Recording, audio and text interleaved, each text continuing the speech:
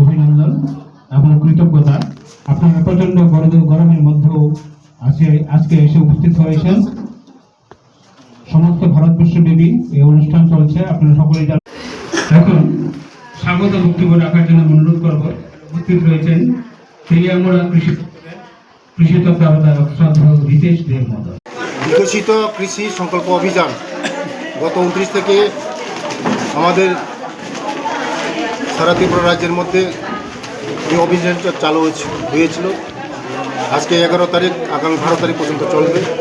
এই অভিযান উপলক্ষে আমাদের মঙ্গিয়াকামির রামকৃষ্ণপুর পঞ্চায়েতের মধ্যে আজকে বিভিন্ন আমাদের এই এরিয়ার লোকের সঙ্গে মত বিনিময় হয়েছে কৃষি সম্পর্কে।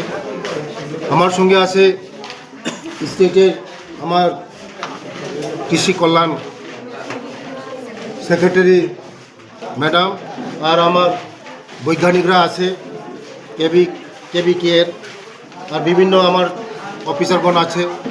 সবাইকে নিয়ে আজকে আগামী দিন এই কৃষিকে আরও উন্নতি করা এবং আরও বিকশিত করার লক্ষ্যে মোদিজির স্বপ্নকে আরও আমরা বাস্তবায়ন করার জন্য আজকে এখানে আলোচনা হয়েছে।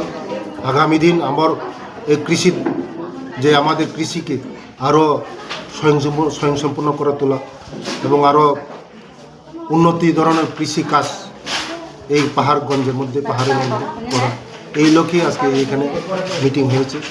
এই মিটিং আগামী দিন 12 তারিখ পর্যন্ত চলবে। এটাই আগামী দিন আমাদের এই রাজ্যে কৃষি বিপ্লব আনবে।